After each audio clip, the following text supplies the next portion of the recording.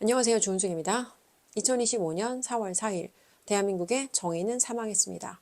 국민이 뽑은 국민의 대통령 윤석열 대통령께서 헌재에 의해서 무려 8대 0이라는 기막힌 결과로 파면 결정되셨습니다.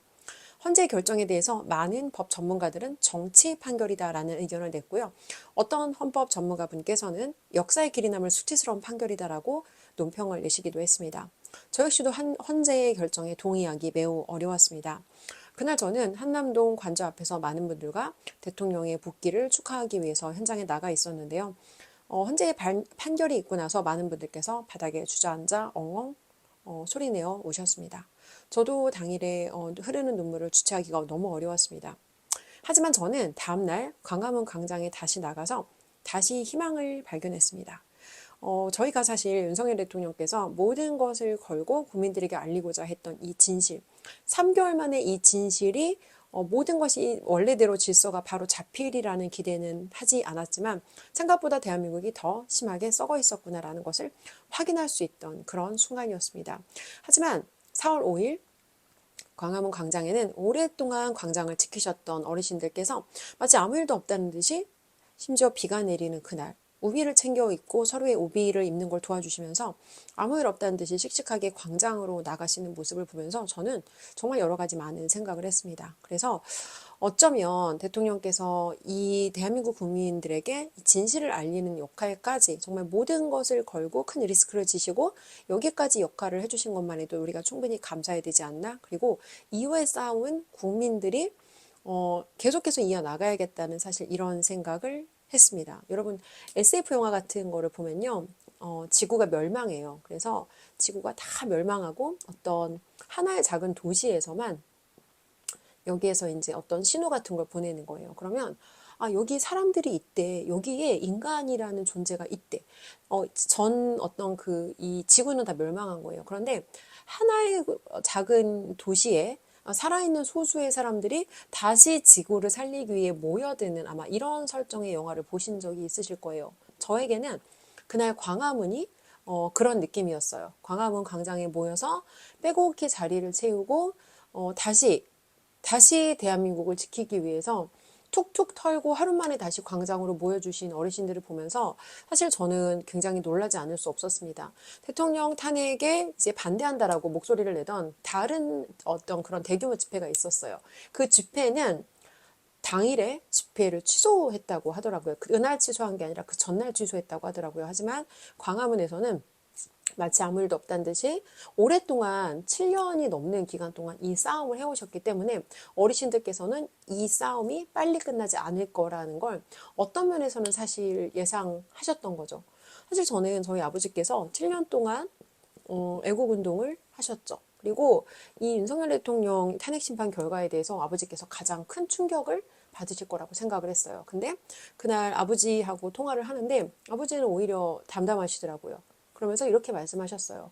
혹시나 하고 기대했는데 역시나다라는 말씀을 하셨습니다. 어떻게 보면 어른들께서는 굉장히 오랫동안 그 싸움을 지속해 오시는 동안 이게 빨리 쉽게 해결되지 않는 문제라는 걸 알면서도 그 싸움을 하셨던 거고 대통령께서 그런 안타까운 결정을 맞이하셨지만 그럼에도 불구하고 우리는 앞으로 나가야 된다라는 이제 그런 생각으로 다시 광장에 모여주셨던 거였어요. 그래서 저는 이날 광화문에서 희망을 보았습니다. 광화문에서 희망을 보았고 그 자리에 모여있는 분들의 그런 모습을 보면서 어쩌면 7년을 싸우고도 해결이 안 되는 상황에 대해서 어르신들이 충격을 받지 않는 건 7년이라는 기간 동안 이 싸움을 지속해 오셨고 그리고 과거에 이렇게 싸우셨던 만큼 어쩌면 어른들께서는 앞으로도 내가 더 싸우겠다라는 그런 의지가 있기 때문에 아무 일도 없다는 듯이 툭툭 털고 나오신 게 아닌가라는 그런 생각을 해보았습니다. 지난 주말에 제 댓글에 이제 제가 글을 올린 댓글에 밥을 못 먹는다, 잠을 못 잔다, 너무 고통스럽다, 뭐 이런 정말 안타까운 글들 되게 많아요. 근데 제가 여러분 말씀을 드리고 싶은 건 우리가 어떤 전쟁이라는 걸 할 때 전쟁과 전투는 다르죠. 그래서 전쟁이라는 것 안에 이 사실은 무수히 많은 작은 전투들이 들어가잖아요. 근데 하나의 전투에서 우리가 이길 수도 있고 하나의 전투에서 우리가 패배할 수도 있습니다. 앞으로 저는 이게 금방 끝나지 않는 굉장히 긴 싸움이 될 거라고 생각을 해요.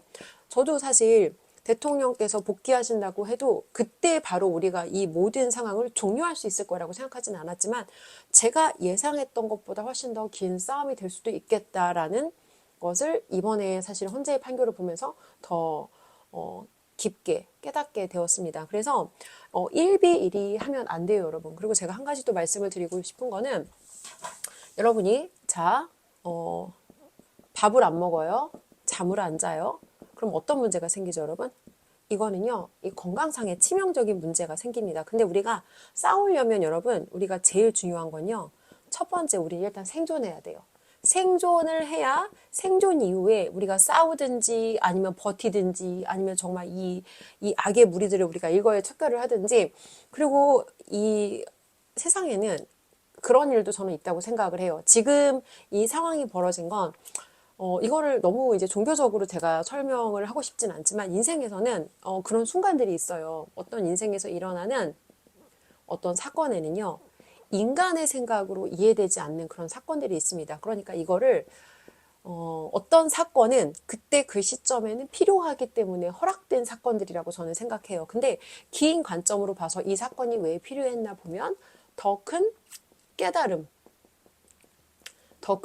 얻고 뭔가 그 사건을 통해서 내가 변화되고 또 이 사건을 통해서 내가 성장되고 배우고 변화되고 성장하기 위해서 그때는 너무 고통스럽지만 우리 인생에는 때때로 이런 사건들이 우리에게 생겨요. 그래서 어쩌면 대한민국이라는 지금 이 우리의 나라가 현재 이런 어떤 현재로는 너무 고통스럽고 비극적인 상황이지만 이 사건을 통해서 우리가 얻어야 하는 배움, 경험, 깨달음 그리고 이걸 통해서 우리가 도약하고 더 성장할 수 있는 그런 계기가 마련되기 위해서 우리에게 지금 이런 시련이 주어지지 않았나라는 저는 그런 생각을 좀 해봅니다. 그래서 오늘 제가 여러분께 말씀을 드리고 싶은 건 오늘 제가 여러분 정치적인 얘기는 안 할게요. 지금 일단은 이제 어제 제가 라이브에 말씀을 드리긴 했는데 윤 어게인이라는 캠페인이 지금 일어나고 있어요. 윤 어게인.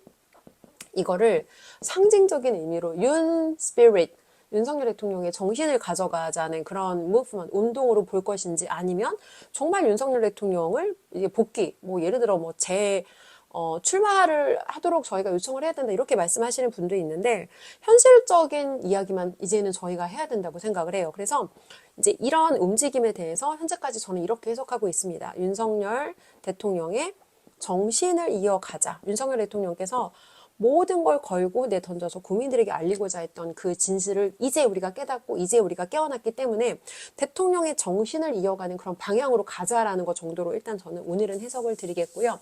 그리고 이제 그 다음에 여러분의 일상에서 여러분께서 반드시 지켜야 되는 이 세 가지에 대해서 제가 말씀을 드릴게요. 자, 여러분 지금 대한민국 시스템 우리가 지금 대한민국 시스템이 붕괴되었습니다, 여러분. 그쵸?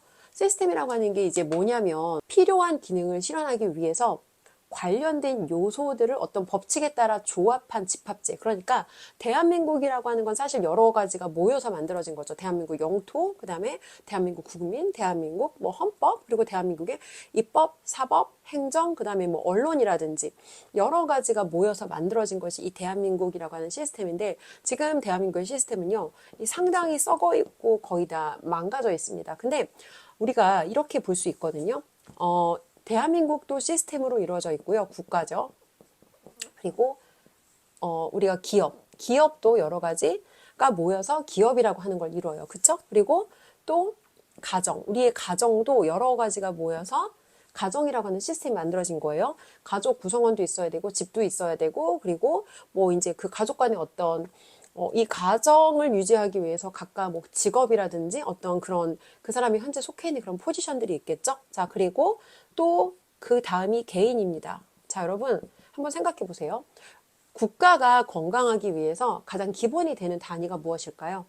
건강한 국가, 우리가 어떤 정신적으로든 아니면 어떤 그런 대외적으로 어떤 경제적으로든 여러 가지 면에서 건강한 국가가 되기 위해서 가장 중요한 건 개인 파워예요. 개인 파워. 그런데 지금 윤석열 대통령의 이제 이 탄핵소추안 가결되고 약 한 3개월 반, 4개월 가까운 시간 동안 굉장히 많은 분들께서 이제 이 사건이 4개월 정도면 종료가 돼서 우리가 다시 일상으로 복귀하겠지라는 이런 기대감을 가지고 개인의 일상에 대해서 이제 굉장히 지금 그냥 한마디로 말하면 내 삶을 잘 돌보지 못하시는 분들이 정말 많아요. 근데 이제 그런 상황에 대통령께서 파면 결정까지 되고 나니까 이제 이분들의 충격과 그게 사실은 그게 다란 거죠. 근데 사람이 여러분 정말 건강을 잃으면 아무것도 할 수가 없습니다. 예를 들어서 여러분이 건강하기만 하면 우리가 건강하기만 하면 내가 하던 일이 망했어도 다시 일어날 수 있거든요. 근데 사람이 몸과 마음 그리고 정신의 건강이 무너지고 나면 다시 일어날 수가 없어요. 그래서 결국 대한민국이라고 하는 우리나라를 살리기 위해서 이 지금 정말 이 개박살난 시스템을 다시 우리가 원래대로 되돌리기 위해서는 우리 기업, 가정, 그리고 개인이 이 각각의 시스템들이 건강하게 정상적으로 잘 돌아가는데 우리가 지금부터는 집중을 해야 돼요. 그래서 오늘은 제가 이제 개인 시스템을 여러분께서 보살펴야 되는 거 3가지를 말씀드릴게요. 자, 개인에게 우리가 3가지, 저는 개인의 시스템을 3가지로 크게 분류를 하겠습니다. 첫 번째는요, 개인의 경제 시스템, 그리고 두 번째는 개인의 건강 시스템, 그리고 세 번째는 개인의 관계 시스템이에요. 자, 여러분, 돈, 건강, 관계. 각각 별개인 것처럼 보이죠. 그런데 이 3가지 시스템은요, 굉장히 유기적으로 서로 연결이 되어 있습니다. 예를 들어 볼게요. 대부분의 사람들이 이제 가장 해결하고 싶어 하는 문제가 사실은 돈 문제죠. 이 돈 문제가 해결이 돼야지 사실은 우리가 내가 먹고 사는 문제가 해결이 돼야지 우리 국가에 무슨 일이 일어나고 있고 우리의 자유민주주의가 지금 위협받고 있고 사실 이런 수준의 우리가 높은 어떤 수준의 고민을 하는 거거든요. 예를 들어서 6, 70년대의 어르신들께서는요. 진짜 이때는 배가 고팠고 먹고 사는 게 너무 바빴어요. 그래서 이때는 자유가 뭔지 이 민주주의가 뭔지 이런 거를 이런 사실은 고급스러운 고민을 이런 뭐라고 할까요? 이런 사실은 어떤 사치스러운 고민을 할 여유가 없었습니다. 근데 6, 70년대에 정말 어른들께서 정말 이 내 모든 걸 다 던져서 이 대한민국이라는 나라를 이 사실은 박정희 대통령과 함께 이 시기 동안 성장시켜 온 거죠. 그래서 이제 이 시기 동안 대한민국의 어떤 경제적인 성장을 기반으로 먹고 살만해지고 나니까 사실은 그때부터 자유니 민주주의니 우리가 이런 이야기들을 사실은 하게 된 거거든요. 그래서 경제가 해결돼야 우리가 그 다음 수준의 고민을 할 수가 있어요. 돈 문제가 해결이 돼야 우리가 건강도 신경 쓸 수가 있고요. 돈에 대해서 내가 문제가 생기지 않아야 사실은 관계의 문제를 겪지 않을 수 있습니다. 예를 들어서 가정에서 우리가 그 이혼율 있잖아요. 가장 흔한 이혼 사유가 어떤 두 사람의 어떤 그 성격의 차이라고 하거든요.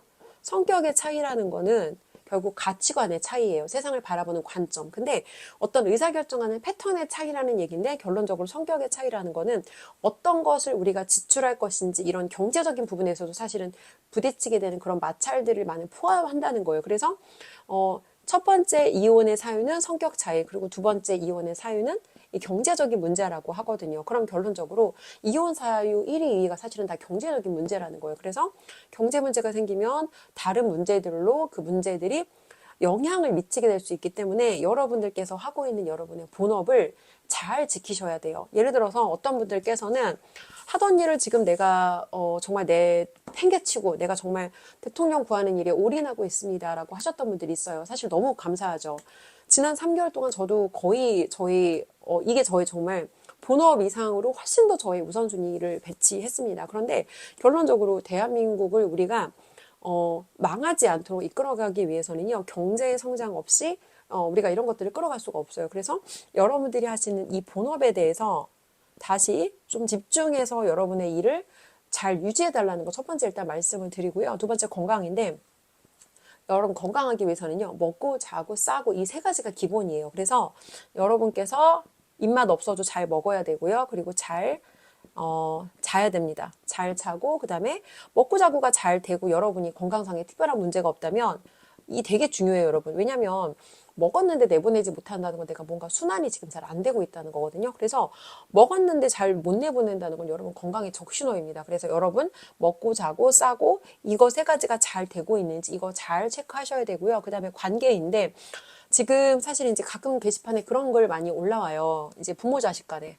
부모와 자식 간, 아니면은 이제 부부 관계에서 이 정치적인 어떤 그 관점이 달라서 마찰이 많고 여기에 의해서 이제 갈등이 많다라는 말씀을 많이 주시는데 사실 이거는 참 제가 지금 짧게 답변을 드리기는 어려운 문제이긴 해요. 그리고 이게 저희 집 같은 경우에도 7년 동안 저희 아버지랑 저랑, 그러니까 사실 둘이 그렇게 부딪혔던 건 7년 이상의 시간이거든요. 근데 7년 이상의 시간 동안 아빠랑 저랑 이제 굉장히 팽팽하게 의견 대립이 있었고, 저희도 7년 동안 정말 많이 힘들고 고통스러웠습니다. 근데 결론적으로 제가 말씀을 드릴 수 있는 거는, 시간이 좀 많이 걸릴 수 있긴 하지만 진실은 시간 속에서 드러나요. 진실은 시간 속에서 드러난다. 근데 제가 뭐라 그랬죠, 여러분? 시간이 필요합니다. 그러니까 저에게 이제 자주, 저 구독자분이신데, 아드님이 40대 초반이시고, 이제 그 아버님께서는, 이제 아버님께서는 이 우파이시고, 아드님은 좌파이시고, 이 분이 있어요. 근데 그 얘기 하시더라고요. 젊었을 때는 그 분께서도 좌파셨대요. 그래서 사실 젊은 시절에는 우리가 이제 좌파적인 성향을 갖기가 쉽습니다. 인간은 태어날 때부터 좌파로 태어나요. 왜냐면 좌파의 성향 중에 하나가 이 어떤 나에게 일어나는 문제를 사회에 사회가 내 문제를 해결해 주길 바란다거나 아니면 내 문제를 사회 탓을 한다거나 아니면은 좌파 대표적인 특징 중에 하나가 사실은 이제 경제적으로 뭔가 그런 기대는 거죠. 그러니까 빨대라고 할게요. 빨대. 경제적으로 기대는 그 빨대의 기질이 사실은 좌파들이 갖고 있는 가장 어떤 주요한 경제적인 관점에 대한 기준의 하나라서 젊은 시절에는 우리가 이 좌파 성향을 가질 수밖에 없어요. 좌파적 사고 왜 열광하는가라는 공병호 박사님 책에 보면은 인간의 본성 자체가 그리고 이제 어떤 정의로워 보인다거나 인간적이어 보인다거나 그러니까 젊어서는 우리가 그런 정의라든지 이상을 쫓아요. 그런데 나이 먹고 돈을 벌다 보면 세상이 이상과 어떤 아름다운 어떤 이론만으로 돌아가는 게 아니구나라는 걸 돈 벌다 보면 사실은 깨닫게 되는 거거든요. 그러면서 지킬 게 생기면 사실 저는 우파로 이게 어떤 그 관점 자체가 바뀐다고 생각해요. 경제적으로 내가 지킬 게 많아지면은 더 이상 사실은 좌파적인 사고를 하기가 쉽지 않습니다. 어렵습니다. 자, 그래서 결론적으로 이 관계 문제가 만약에 여러분이 어떤 정치적인 이슈로 지금 관계 문제가 발생한다면 분명히 진실은 시간 속에서 드러난다. 다만 정말 시간이 필요하다. 그래서 여기에 대해서 여러분께서 내가 예를 들어 그 남자랑 그 여자랑 진짜 확 오늘 당장 이혼하고 더 이상 안 살 거예요. 그러면 문제가 없지만 사실 사람의 어떤 여러분 그 결혼으로 맺어진 관계는 그렇게 내가 이거 하나가 안 맞는다고 확 끊어낼 수는 없잖아요. 아이들도 있고 그쵸. 그래서 여기에 대해서는 여러분께서 좀 지혜롭게 가셨으면 좋겠어요. 지혜롭게. 그러니까 이게 정치는 제가 이성이 아니다라고 말씀드린 게 내가 아무리 팩트를 얘기해도요. 그게 설득이 안 돼요, 여러분. 그 사람이 뭔가 그 사람 나름대로 어떤 충격을 느끼는 그런 모멘텀이 필요해요. 그래서 내가 아무리 옳은 말을 해도 그리고 나는 이제 답답하니까 그게 분명히 감정이 섞인단 말이에요. 그러면 감정 섞어서 얘기를 하고 특히나 가까운 사이에는 정말 그게 설득이 쉽지 않습니다. 그래서 그 사람이 진실을 깨닫게 되기까지 시간을 주고 좀 기다려 주시고 여러분께서 현명하게 여기에 대해서 좀 대처를 하시면 좋겠습니다. 오늘 제가 사실 좀 더 나누고 싶은 내용이 있었는데 일단 제가 어제 라이브 때 말씀을 드렸던 소개를 드렸던 책이거든요. 안티프레질이라는 책이에요. 나심 니콜라스 탈레브라는 이 저자의 책인데 세상에는 충격으로부터 혜택을 보는 것들이 있어요. 어떤 얘기냐면 충격. 윤석열 대통령의 이 비상계엄 선포가 사실은 저에게 그랬죠. 대통령께서 이 말도 안 되는 요즘 세상에 이 계엄령이 웬 말이야. 이 충격적인 계엄령이라는 사건을 통해서 저희가 진짜 사실은 엄청난 충격을 받았죠. 그쵸? 이 충격을 받았는데 충격으로 인해서 어떤 일이 일어났죠?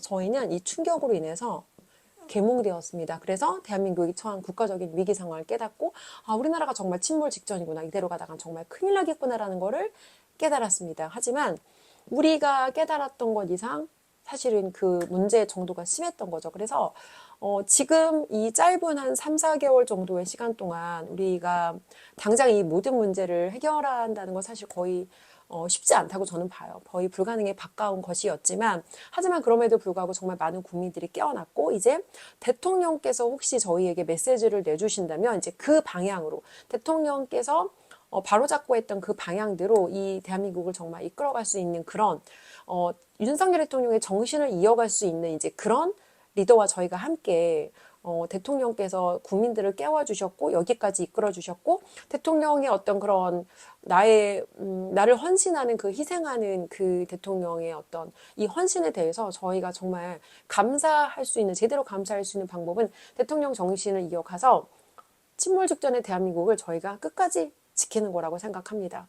마지막으로 제가 말씀드리고 싶은 것은 윤석열 대통령께서 지금 맞이하신 상황에 대해서 너무 안타깝고 대통령님께 너무 진심으로 정말 감사하다는 말씀을 드리고 건강 잘 보살피시고 그리고 또 한 가지 덧붙이고 싶은 말은 저희가 윤석열 대통령을 지키기 위해서는 지금 현실적으로 직면한 이 상황에서 대통령을 지켜줄 수 있는 그런 용기와 이 배짱과 어떤 쌈딱기질과 싸울 수 있는 사람을 우리가 함께 대통령 정신을 이어서 함께 앞으로 나가야 된다는 이런 말씀을 조금 덧붙여보고 싶습니다. 마지막으로 대통령께서 지키고자 했던 자유 대한민국 저희 국민들이 끝까지 지켜내도록 하겠습니다. 감사합니다. 시청해주신 여러분 감사드립니다. 멤버십, 슈퍼챗, 계좌 후원도 진심으로 감사드립니다.